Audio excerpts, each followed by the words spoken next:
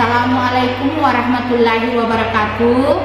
Perkenalkan, nama saya Supiati, mahasiswa PPG dalam jabatan tahun 2023, kategori 1, angkatan 3 dari LPTK Universitas Negeri Makassar.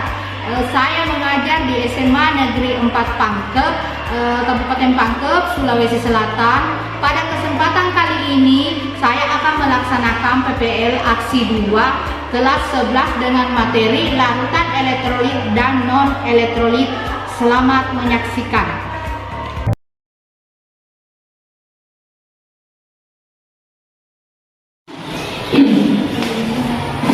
Assalamualaikum warahmatullahi wabarakatuh. Waalaikumsalam warahmatullahi wabarakatuh. Bagaimana kabar kalian anak-anak?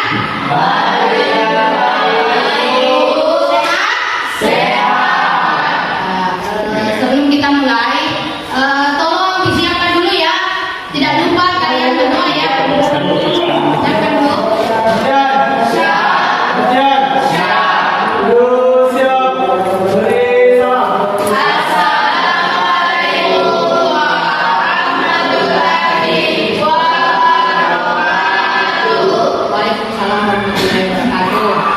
Sebelum kita memulai pembelajaran hari ini, mari kita berdoa. Berdoa dimulai.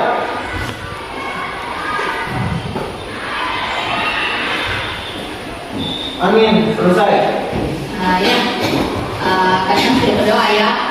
Tak lupa ibu akan mengabsen kalian satu-satu ya. Coba dengarkan. Manda, Nurhaliza, hadir Bu. Muhammad Ridwan Afif, Hadir Bu. Putra Jaya, Hadir Bu. Lukmananda, hadir Bu. Arya, Hadir Bu. Asna, hadir Bu. Marina, hadir Bu. Iksan, Hadir Bu. Sarmila, hadir Bu. Nur Alia, hadir Bu. Andini Raisa. Ibu bertanya, ada yang tidak hadir hari ini? Ada Bu. Siapa? Sia. Kenapa mereka tidak hadir? Ya, kita doakan semoga yang tidak hadir cepat diberikan kesembuhan dan mengikuti pelajaran selanjutnya ya. Ya. Kemudian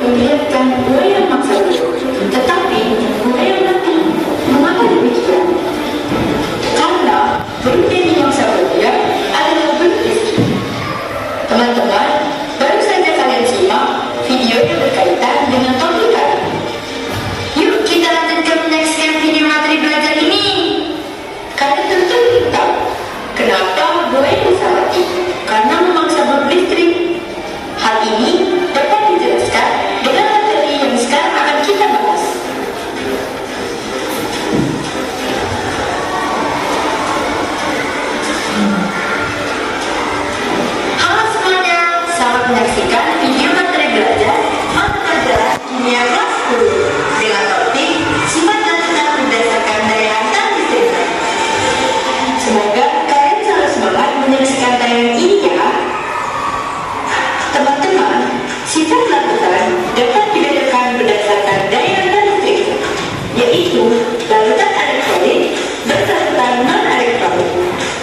Kalian pasti sudah tahu bahwa larutan elektrolit adalah larutan yang dapat menghantarkan arus listrik, sedangkan larutan non-elektrolit adalah larutan yang tidak dapat menghantarkan arus listrik. Larutan elektrolit terbagi menjadi dua jenis, yaitu larutan elektrolit kuat dan larutan elektrolit lemah. Larutan elektrolit baik yang kuat maupun yang lemah, dan larutan non-elektrolit dapat dibedakan oleh rangkaian alat yang dialiri oleh arus listrik. Adapun indikator dari larutan elektrolit kuat dan elektrolit lemah yaitu larutan elektrolit kuat membuat lampu menyala terang dan terdapat gelembung gas yang banyak pada elektrolit. Larutan elektrolit lemah membuat lampu menyala redup atau terdapat gelembung gas yang sedikit pada elektrolit. Nah, pada larutan non-elektrolit tidak membuat lampu menyala dan tidak terdapat gelembung gas pada elektrolit. Kalian sudah tahu ya bagaimana caranya gelembung listrik itu memaksa buaya ya. Coba perhatikan lagi berkata berikut ya. Assalamualaikum warahmatullahi wabarakatuh. Itu adalah peta konsep ya, peta konsep larutan. Larutannya terbagi menjadi elektrolit dan non-elektrolit. Itu ada elektrolit kuat dan elektrolit lemah. Kemudian elektrolit kuat bisa terionisasi sempurna. Kalau elektrolit lemah terionisasi sempurna. Kemudian untuk non-elektrolit tidak terlalu ionisasi atau tidak ada ion-ion di dalamnya ya. Ini ada tabel ya, tabel daya hantar listrik beberapa larutan ya. Di situ ada bahannya air sulit, alkohol, larutan gula, asam klorida dan asam cuka, larutan natrium hidroksida, larutan amonia, larutan natrium klorida. Itu ada rumusnya. Kemudian indikatornya itu adalah nyala lampunya, gelembung elektronanya atau gelembung gasnya ya. Kemudian ini ya, ibu mau bertanya, yang mana di situ di dalam tabel ini yang termasuk larutan elektrolit? Yang mana? Satu-satu. Saya mau tunjuk Putra Jaya. Silakan. Yang mana termasuk elektrolit di dalam tabel itu? Yang pertama larutan asam klorida, yang kedua larutan asam cuka, yang ketiga larutan natrium hidroksida, yang keempat larutan amonia, yang kelima larutan natrium klorida. Natrium klorida ya. Yang termasuk elektrolit di situ adalah larutan asam klorida, asam cuka, natrium hidroksida, larutan amonia dan ibu mau bertanya lagi, yang mana di situ yang termasuk larutan elektrolit kuat? Satu orang angkat tangan. Siapa lagi? Yang elektrolit kuat. Putra Jaya lagi. Yang pertama larutan asam klorida, yang kedua larutan natrium hidroksida, yang ketiga larutan natrium klorida. Kenapa dikatakan asam kuat? Elektrolit kuat? Kenapa dikatakan? Karena gelembung elektrolit banyak baru nyala lampu terang. Ya. Kalau yang elektrolit lemah, yang lain di situ ada? Yang lain lagi? Kevin-nya. Di situ ada letak asam? Dikatain dengan?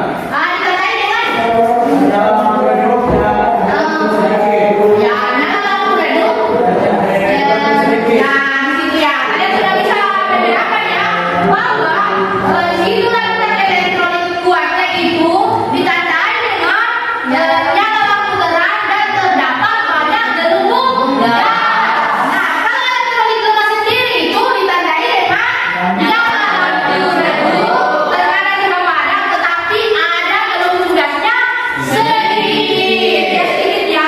sedikit ya. Ya, karena di situ kenapa dia dikatakan elektronik kuat? Kenapa dikatakan elektronik kuat? Karena ion-ionnya itu di dalam rentang itu banyak ya. Sedangkan yang elektrolit lemah itu ion yang terdapat di dalam larutan ada sedikit. Nah, ibu mau tanya lagi, yang mana larutan elektrolit yang ada di gambar itu? Di tabel itu? Air suling, alkohol dan Air suling, air gula. Kenapa dikatakan dia larutan non elektrolit? Karena dia ada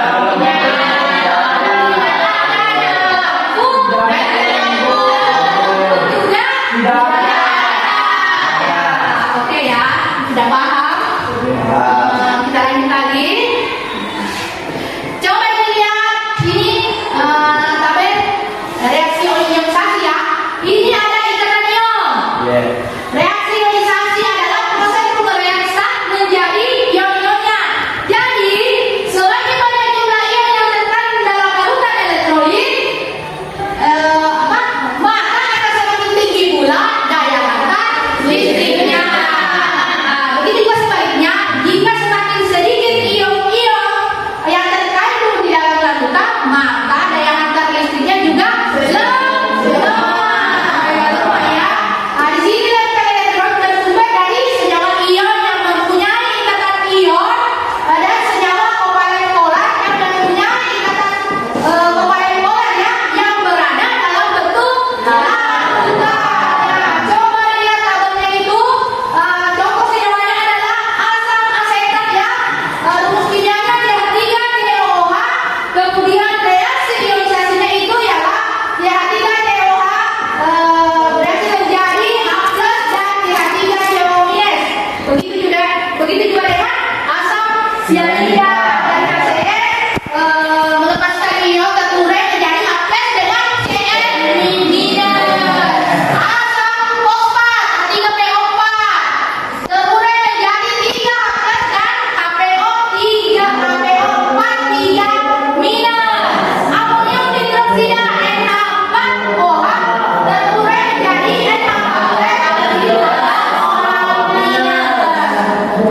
aluminium hidroksida begitu juga ya, air H2O keturai menjadi H+ dan O-nya. Ya, itu dia kalau di dalam larutan akan terkurai menjadi ion-ionnya ya. Sekarang larutan senyawa kovalen polar itu mampu memancarkan listrik dengan baik. Hal tersebut terjadi karena senyawa kovalen polar dalam air akan terionisasi menjadi ion-ionnya.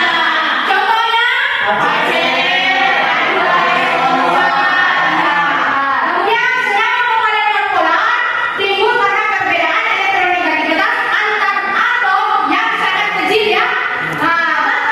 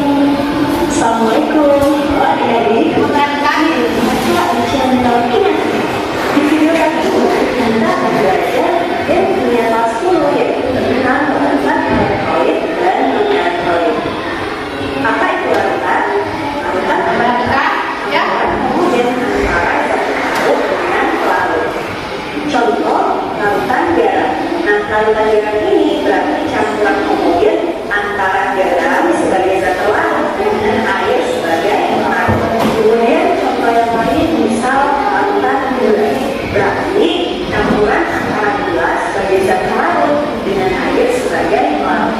Jelas ya? Berdasarkan dari angka listriknya, larutan terbagi menjadi dua jenis. Yang pertama adalah larutan elektrolit, yaitu larutan yang dapat mengantarkan arus listrik, dan yang kedua adalah larutan non-elektrolit atau larutan yang tidak dapat. Kalian sudah menyaksikan ketiga video yang Ibu gunakan ya. Sekarang Ibu mau bertanya ya. Ibu mau bertanya. Dapatkah kalian menjelaskan ciri larutan elektrolit kuat? Bu, Nah, silakan.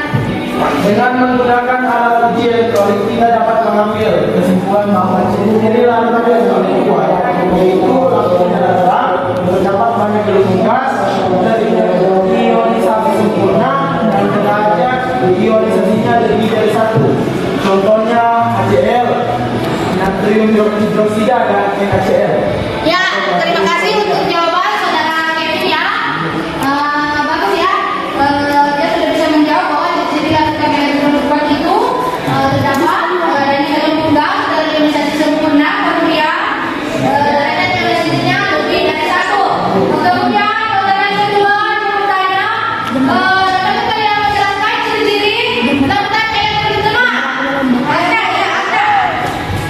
Dengan menggunakan alat elektrolit, kasih suara ya, kasih suara ya.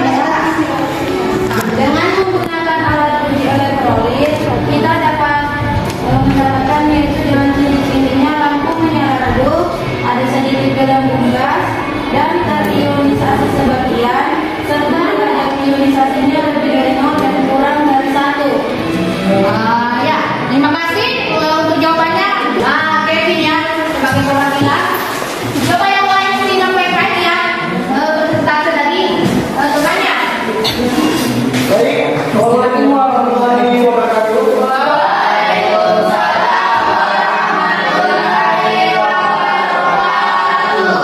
Sebelumnya perkenalkan saya Indra bin Nasar sebagai perwakilan dari kelompok 1 untuk memaparkan hasil diskusi dari kelompok kami.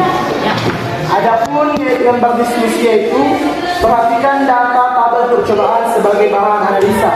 Yang pertama, larutan insulin dengan rumus senyawa H2O dan pengamatan lampu padam gelombang gas sedikit. Keterangan elektrolit lemah dan derajat ionisasi lebih dari 0. Kemudian yang kedua, air garam dengan rumus senyawa NaCl. Pengamatan lampu terang gelombang gas banyak. Keterangan elektrolit kuat, derajat ionisasi 1. Kemudian yang ketiga, asam cuka dengan rumus senyawa CH3COOH dengan pengamatan lampu redup dan gelombang gas banyak. Keterangan elektrolit lemah, derajat ionisasi lebih dari 0. Kemudian larutan natrium hidroksida dengan rumus senyawa NaOH, pengamatan lampu terang gelombang gas banyak, dan keterangan elektrolit kuat, derajat ionisasi lebih dari 1. Kemudian yang kelima, urea CH4N2O, pengamatan lampu padam gelombang gas tidak ada. Keterangan non elektrolit, derajat ionisasi 0. Kemudian air gula, rumus senyawa CH12H22O11, pengamatan padam gelombang gas tidak ada. Keterangan non elektrolit, derajat ionisasi 0. Kemudian amonium hidroksida, rumus senyawa NH4OH, pengamatan redup gelombang gas sedikit. Keterangan elektrolit lemah, derajat ionisasi lebih dari 0. Kemudian asam sitrat, rumus senyawa C6H8O7, pengamatan lampu padam gelombang gas banyak. Kemudian keterangan elektrolit lemah, derajat ionisasi lebih dari 0. Kemudian yang terakhir, asam sulfat, rumus senyawa H2S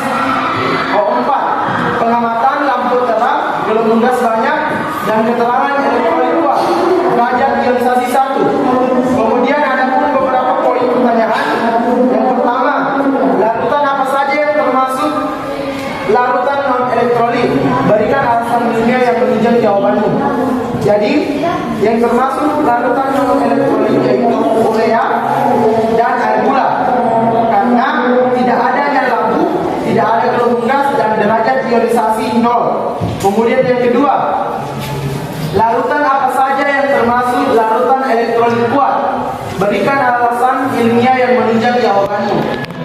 Yaitu yang termasuk larutan elektrolit kuat, yaitu air garam, natrium hidroksida, dan asam sulfat.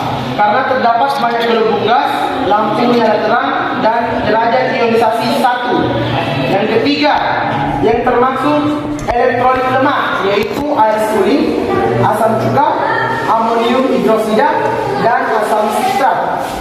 Karena lampu menyala redup, ada sedikit gelembung gas, terionisasi sebagian, dan derajat ionisasi lebih dari 0 dan kurang dari 1. Dan kemudian yang keempat, berdasarkan hasil identifikasi yang telah kamu lakukan, kelompokkan jenis senyawa apa saja yang diberikan pada percobaan tersebut. Yaitu senyawa ion, yaitu air garam, senyawa ion, air garam, natrium hidroksida, asam sulfat, senyawa kovalen polar yaitu amonium hidroksida dan asam sitrat. Kemudian senyawa kovalen non polar yaitu asam cuka. Kemudian yang kelima, simpulkan larutan manakah yang cocok menjadi pengganti air aki dan berikan alasan yang menunjang, yaitu asam sulfat karena kandungan aki terdapat dalam asam sulfat. Kemudian pertanyaan terakhir yaitu tulislah reaksi ionisasi asam cuka dan asam sulfat, yaitu CH3COH berbanding H+ tambah CH3CO-. Kemudian H2SO4 berbanding 2H+ tambah SO4 pangkat 2-. Kemudian kesimpulannya, adapun kesimpulan yang telah kami dapatkan yaitu dari data percobaan didapat bahwa yang termasuk larutan elektrolit kuat adalah air garam, natrium hidroksida, dan asam sulfat. Kemudian larutan elektrolit lemah yaitu asam cuka, air suling, dan amonium hidroksida. Sedangkan larutan non elektrolit yaitu dalam gula dan urea. Itulah merupakan pemaparan presentasi dari saya. Sekian, wassalamualaikum warahmatullahi wabarakatuh.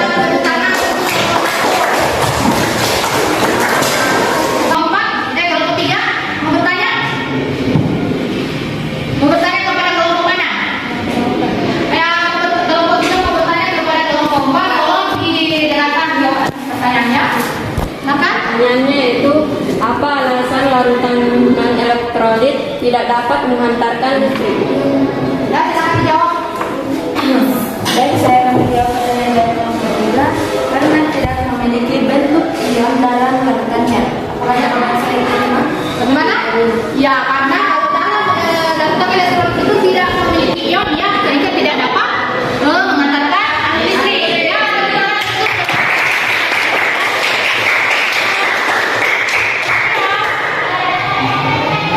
sebelum ibu menutupnya, menutup materi ini, ibu akan memberikan kesimpulan dulu ya. Yang pertama yaitu pada hari ini kalian sudah bisa membedakan antara larutan elektrolit dan elektrolit itu terbagi menjadi dua, yaitu elektrolit kuat dan lemah. Elektrolit kuat itu membuka gelembung gas yang banyak dan lampunya terang. Elektrolit lemah lampunya tidak ada ya.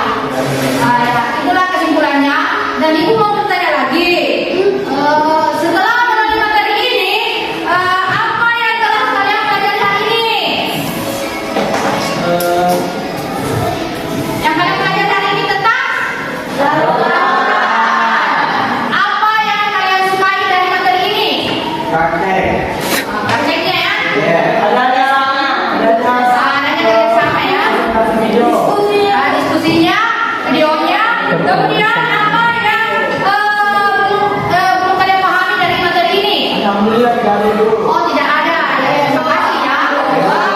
Sebelum menutup materi ini, tak lupa kita berdoa dulu ya. Silakan berdoa.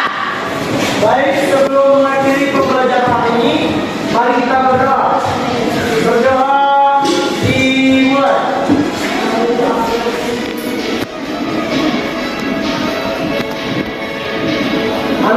Ustaz.